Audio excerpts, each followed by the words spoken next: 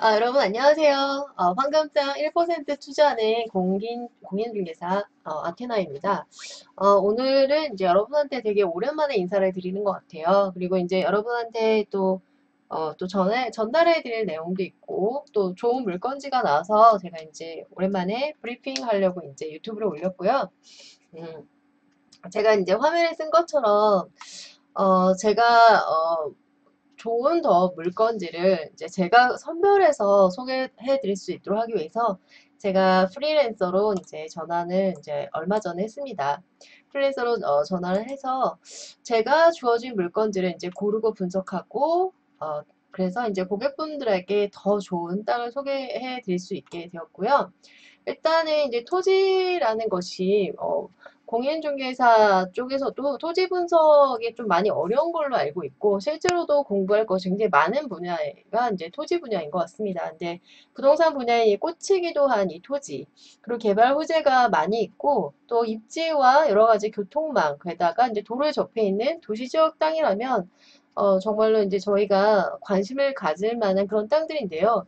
개발 호재가 많다고 아무 땅이나 다 개발이 되는 것은 이제 경험이 있으신 분들은 많이 아실 거예요. 그래서 제가 오늘은 토지 투자할 때 주의할 점들과 그 다음에 최신 새만금 소식 그리고 오늘의 물건지 이렇게 세 파트로 이제 구별해서 이제 제가 오늘 브리핑을 해드릴 거고요. 일단은 이제 토지라는 거는 일단 부동산 쪽에서도 뭐 상가, 오피스텔, 뭐 예를 들어서 뭐 나는 분양 쪽이다, 나는 건축 개발, 뭐 재건축 쪽이다, 재개발 쪽이다. 그래서 각 분야마다 전문가들이 있기 때문에 자기 분야가 아니면 잘 모르시는 분들도 많더라고요. 그래서 더더욱이 일반 분들이 토지 투자할 때는 상당히 어려움이 많습니다. 그래서 오늘 간단하게 어떤 점을 조심해야 하는지, 그리고 어떤 것을 알아야 되는지, 이제 여러분이 또 스스로 알아볼 수 있는 그런 방법들 중에 이제 몇 가지를 또 이제 제가 말씀을 드릴 거예요. 그래서 기본적으로 이제 땅이라는 것은 도로와 인접이 되어 있어야 합니다. 그래서 도로와 토지와의 관계는 어떤 그 집가 상승과 그 토지의 가치, 그러니까 저희가 이제 가치 있는 땅을 선별해서 하려고 하는 거죠. 그래서 현재도 어느 정도 가치가 있어야 되고, 최소한의 가치라는 것은 지금 현재 건축물을 올릴 수 있는 그런 가치가 있어야 되고, 거기에 이제 개발 호재가 들어가서 미래 가치가 풍부해질 때 이제 저희가 이제 투자를 하는 건데, 도로라고 아무 도로나 다 되는 것이 아니죠. 그래서 도로의 종류가 굉장히 생각보다 많아요. 그래서 일단은 이제 건축법상의 도로. 그래서 도로라는 것이 이제 이쪽이 토지라면 최소 이 도로의 폭은 4m. 그리고 대지하고는 2m 접해 있는 공법상의 어떤 규제들이 있는데 이것은 굉장히 간단하게 설명을 한 거고요. 더 깊이 들어서 제가 도로편에 대해서 조만간 시간을 내서 제가 본격적으로 한번 다뤄보려고 합니다. 그리고 건축법상의 도로는 이제 공로라고 다 이제 당연히 건축 행위가 이루어질 수 있는 땅이고요. 그다음에 사도라는 것은 개인의 땅이에요. 그래서 사도에 이제 지번을 알아서 등기부 등본이나 토지 대장을 떼어보면은 이것이 사람 이름으로 나와 있으면 그건 개인 땅이에요. 근데 소유자가 국으로 나와 있다는 거는 이제 나라의 땅이기 때문에 골치가 아프지 않은데 사도라는 것은 개인의 땅이기 때문에 요거는 좀 많이 조심을 하셔야 됩니다. 그 땅에 소유자의 허락을 받아야 되는데 이 허락받기가 쉽지가 않고요. 현황도로도 많이 조심을 하셔야 돼요. 현황도로도 도시지역과 또 이제 비도시 지역 있잖아요. 용도에서. 자, 그래서 이제 저희가 공법에서도 뭐 도, 관, 농, 자 이렇게 이 정도 이제 아시는 분들도 요즘 토지 투자도 많이 하시고 인터넷도 발달돼서 많이들 아시더라고요. 그래서 도시 지역과 이제 이쪽을 비도시 지역으로 이제 나눌 수가 있는데 비도시 지역의 현황도로는 건축행위 가능해요. 하지만 도시 지역의 원칙적으로 도시 지역의 현황도로는 건축행위가 되지 않습니다. 그래서 이거 많이 조심하셔야 돼요. 근데 이제 지자체라고 그러죠. 그래서 지자체라는 지방자치단체인데 지자체 조례에 따라서 이제 저희가 이제 법조항이 여러 가지 이제 그중에서 제일 무서운 법은 조례법이라고 생각하시면 돼요. 공법을 제가 좀 많이 좋아했는데 공법 시간에도 조례가 정말 파워가 있다는 것을 제가 많이 느꼈었거든요. 그래서 원칙은 도시 지역의 현황 도로는 건축 행위를 할 수가 없습니다. 그런데 예외적으로 항상 토지를 구입하시기 전에 집원을 물어보시고 지방자치단체에 전화를 해서 꼭 확인을 하셔야 돼요.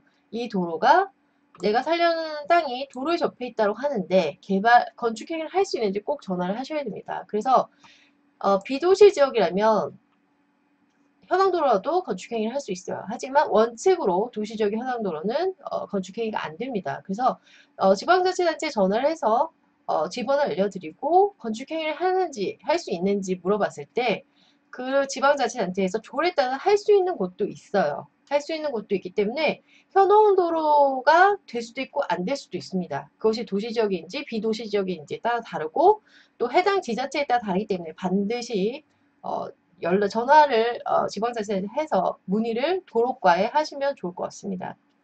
그 다음에 지적도상의 도로가 있어요.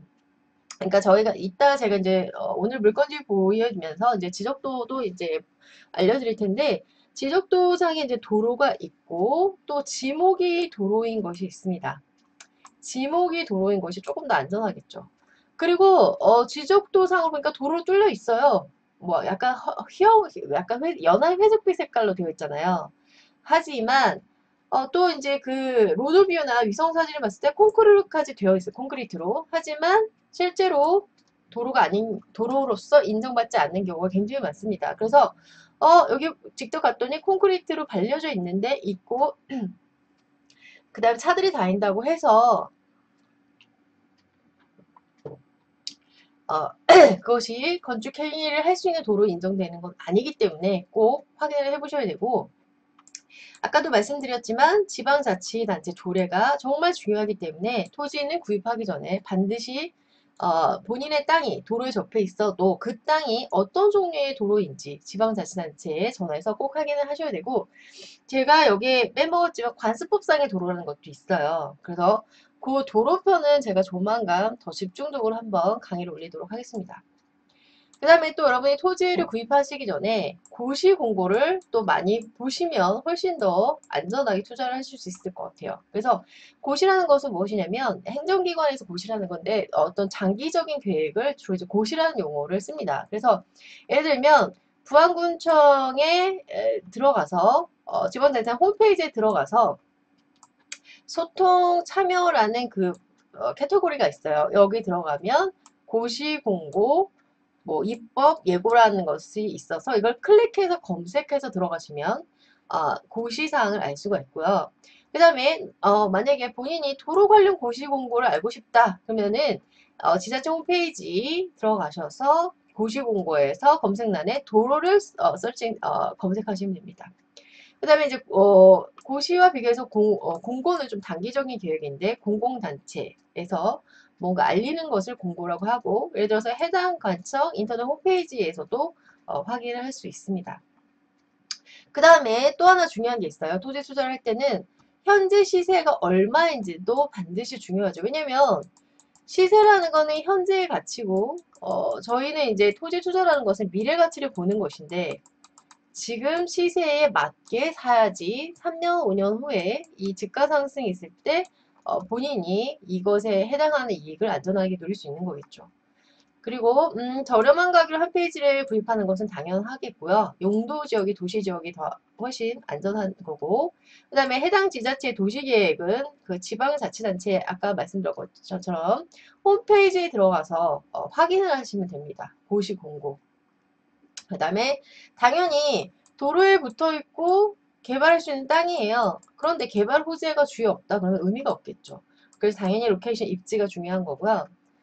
그 다음에 SOC라고 사회간접자본시설 있잖아요. Social Overhead Capital에서 교통망 이런 것들이 많이 예정이 되어 있는 땅이라면 또 개발하고 있는 땅이라면 투자 가치가 있고 당연히 인구는 제가 많이 얘기했습니다. 인구는 파워라고 말씀드렸어요. 인구 유입은 거의 캐시플로우라고 생각하시면 됩니다.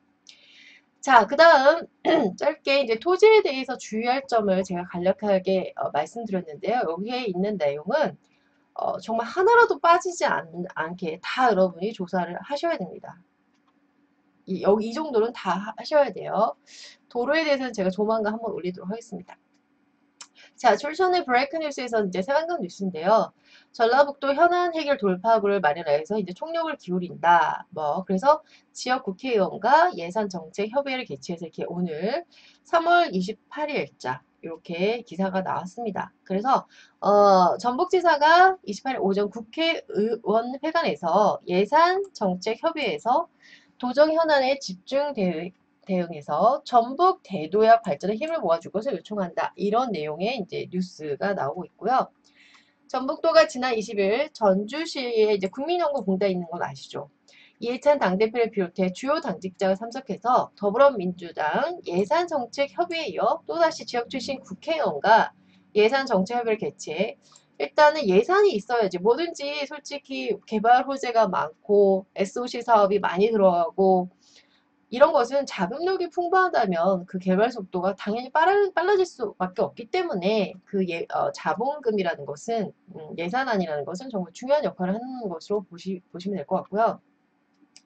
송화진 전북도지사는 28일 오전 국회의원회관에서 지역 출신 국회의원과 예산정책협의회를 갖고 2020년 국가예산 확보 방안에 대해서 논의를 했고요. 예산정책협의회는 민주평화당 정동영 대표와 김광수 사무총장을 비롯 김종회 의원과 바른미래당 이런 의원들이 이제 대거 참석을 해서 국가 예산에 대해서 이제 논의를 했고 2020년은 내년이네요. 송화제 전북지사와 그다음에 정무부지사, 행정부지사, 그다음에 기획조정실장, 뭐 실국장 여러 이런 정치인들이 모여서 일단 그 송화진 지사가 뭐라고 했냐면 전북 대도약 발전에 힘을 모아줄 것을 요청한다. 우리나라에서 전라북도처럼 개발이 안 되는 곳이 없죠. 좀 많이 안타깝습니다. 저희 부모님도 김제에서 태어나셨었거든요. 새만금, 그 다음에 국제공항과 상용자동차, 이 군산이죠. 요거 이제 1월 29일에 예타 면제되신 거 다 아실 거예요. 예타 면제를 받는 성과를 일궈냈지만 집중적으로 육성을 해야 된다. 그래서 이제 내세운 게 군산형 일자리, 그 다음에 스마트 농생명 밸리, 제상금융중심지, 그리고 2023년 새만금 잼버리들이 있잖아요. 잼버리 대회가 이것에 이제 집중하자 이런 얘기를 했고 그 다음에 예산이 정말 중요하기 때문에 예산이 바로 개발 속도와 직결되는 거죠. 그래서 예타 면제 사업을 확정된 상용차 산업의 국가 경쟁력 회복. 군산이 이제 자율주행 도로, 그래서 무인차, 이게 4차 산업혁명의 전진기조로 이제 삼고 있는 거죠. 그 다음에 산업위기 극복을 위해서 그러니까 군산이 이제 좀 살아나야겠죠. 상용차 산업 혁신 성장, 미래형 산업 생태계를 구축이 제시를 했고, 그 다음에 이제 GM이 빠지면서 군산이 좀 많이 침체됐었는데, 유사업종 재취업 및 지역 경제 활성에 중점을 두자. 중고자동차 수출 복합단지 조성 등 지역경제 체질 개선 사업과 새만금 지역을 세계 최고의 재생에너지 클러스터 해서 태양광 그때 제가 얼마 전에도 이제 강의 올렸었습니다. 그리고 조성하기 위한 에너지 산업 융 복합단지 지정이 필수적이다. 그 다음에 새만금 국가종합실증연구단지를 구축하고 해상풍력 전문연구센터 이런 게 다 리사이클링 에너지, 재생에너지에 해당하는 거죠. 그래서 새만금 국제공항, 이제 신공항 용역비, 새만금 신항망, 교통망의 초호화판이에요. 이 새만금은 부두시설 건설 재정사업 전환. 새만금에서 전주고속도로 연결되면 이제 전주까지도 그 파급 효과가 꽤 커질 것 같습니다. 그다음에 새만금 간접 사회자본. 그래서 소셜 오브 캐피탈은 이제 대표적인 교통망이라고 생각하시면 돼요. 남북 3축, 동서 3축. 새만금 투자 유치 활성화를 위한 새만금 산단 임대용지를 확보. 그다음에 국학기관 전라유학진흥원 설립. 그다음에 전라 천연문화권 광역 관광. 이제 뭐 제가 여러 번 말씀드렸지만 이제 관광이죠, 관광. 관광과 4차 산업이라고 생각하시면 돼요. 그 다음에 정부의 현안 사업은 재상금융 중심지로 지정. 그럼 당연히 캐시가 이제 현금의 흐름이 많아지면 당연히 이쪽도 굉장히 번화가가 되겠죠. 이거에 관련된 일자리도 많이 창출이 될 거고 국립공공의료대학원 설립, 그 다음에 한국탄소산업진흥원, 탄소소재법, 경유차 배출가스 저감 사업 확대 추진, 제2차 고속도로 건설 계획, 제5차 국도 국지도 건설 5개년 계획에 이제 전주에서 대구. 저거 이거가 완공이 되면 진짜 어마어마할 것 같아요. 이게 바로 가로로 이렇게 가로지르는 거잖아요. 그 다음에 서해안고속도로 확장 사업 등 SOC 사업이 국가 개발에 반영될 수 있는 어떤 것을 요청했는데 정말 이것이 정말 빠른 기간에 된다면 전라북도는 거의 핵폭탄급이 될 것 같습니다. 그 다음에 전북도는 각 구청 예산 편성이 본격적으로 시작되는 이제 4월이죠. 4월도 얼마 안 남았네요. 그래서 지속적으로 부처를 방문하고 그 다음에 이제 새만금 100대 중적 관리 사업으로 들어갔잖아요. 그래서 빨리 해야 된다. 스피드와 그 머스트 꼭 해야만 한다. 그래서 2년간 연속 7조 원을 목표로 적극 대응한다는 굉장히 긍정적인 내용이었습니다. 자, 짜잔. 드디어 오늘의 이제 물건지를 소개해 드릴 텐데요. 제가 지금 저도 투자를 많이 했기 때문에 지금은 캐시가 별로 없어서 저가 되게 개인적으로 많이 탐이 나는 땅이에요. 그래서 전라북도 부안군 계암 창봉이 1종 일반 주거지역이고요. 전화 문의를 해주시면 제가 지번까지 다 알려드립니다. 그래서 위치는 계암면 창봉리고요. 지목은 대예요. 그래서 토지 형질 변경을 따로 할 필요가 없습니다. 그 다음에 1종 일반 주거지역이고 89평이에요. 그 다음에 부안 다음에 이제 이 창봉리는 부안 시내 다음으로 큰 도시지역이고요. 그 다음에 저렴한 평당 가격이고 전화 문의해 주시면 제가 지번과